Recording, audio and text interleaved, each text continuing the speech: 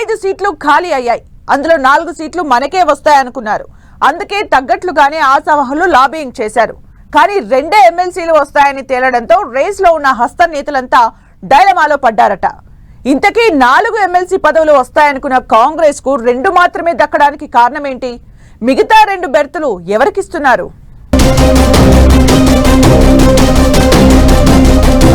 అధికార కాంగ్రెస్ పార్టీలో ఆసక్తికరంగా ఎమ్మెల్సీ రేసు. 4 ఎమ్మెల్సీల్లో 2 మాత్రమే దక్కుతాయని నిరాశ. ఇంకా 2 సీట్లు ఎవరికి? హస్తంలో ఆశావాహుల పరిస్థితి ఏంటి? తెలంగాణ కాంగ్రెస్ లో ఎమ్మెల్యే కోట ఎమ్మెల్సీ రేసు ఇంట్రెస్టింగ్ గా మారింది. మొత్తం 5 ఎమ్మెల్సీ స్థానాలకు గాను ఎమ్మెల్యేల సంఖ్య ఆధారంగా అధికార కాంగ్రెస్ కు 4, ప్రతిపక్ష బీఆర్ఎస్ కు 1 ఎమ్మెల్సీ సీటు దక్కనున్నాయి. అధికారంలో ఉన్న కాంగ్రెస్ పార్టీకి 4 ఎమ్మెల్సీ పదవులు దక్కబోతూ ఉండడంతో చాలా మంది ఆశలు పెట్టుకున్నారు. ఎమ్మెల్సీ పదవులను ఆశిస్తున్న వారంతా సీఎం రేవంత్ రెడ్డి నుంచి మొదలు ఢిల్లీ పెద్దల వరకు విజ్ఞప్తులు చేసుకుంటున్నారు. ఈసారి తమకు ఎమ్మెల్సీ అవకాశం ఇవ్వాలని కోరుతున్నారు. దీంతో సామాజిక వర్గాల వారిగా పార్టీ కోసం పనిచేసిన వారిలో ఎవరికి ఎమ్మెల్సీలుగా అవకాశం ఇవ్వాలని కాంగ్రెస్ అధిష్టానం కసరత్తు చేస్తుంది. 4 ఎమ్మెల్సీ స్థానాలు దక్కుతాయని భావిస్తున్న కాంగ్రెస్ పార్టీ నేతలకు నిరాశపరిచే విషయం ఒకటి తెలిసిందట. 4 ఎమ్మెల్సీ పదవుల్లో 1 ఎమ్మెల్సీ పదవిని కాంగ్రెస్ మిత్రపక్షం సిపిఐ కోరుతుంది. పొత్తులో భాగంగా సిపిఐకి 2 ఎమ్మెల్సీ పదవులను ఇస్తామని హామీ ఇవ్వగా ఇప్పుడు ఎమ్మెల్యే కోటాలో 1 బెర్తు ఇవ్వాలని వారు కోరుతున్నారు. దీంతో మిత్ర ధర్మాన్ని పాటించి సిపిఐకి 1 ఎమ్మెల్సీ స్థానాన్ని కేటాయించాలని కాంగ్రెస్ అధిష్టానం నిర్ణయించుకున్నట్లు తెలుస్తోంది.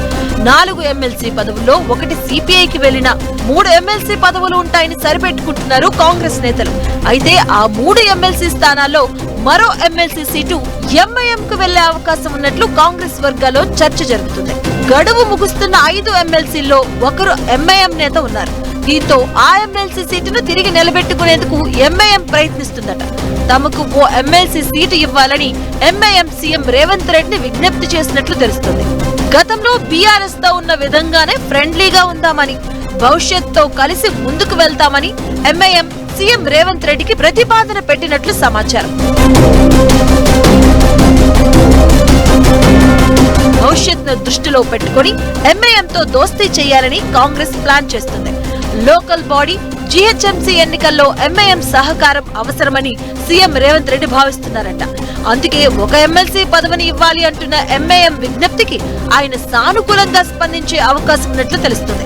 సిపిఐ ఎంఐఎంకు చెరో ఎమ్మెల్సీ సీటు కేటాయించే అంశంపై సీఎం రేవంత్ రెడ్డి దాదాపు నిర్ణయం తీసుకోగా అధిష్టానం ముందు ప్రతిపాదన పెట్టి అనుమతి తీసుకోబోతున్నట్లు సమాచారం.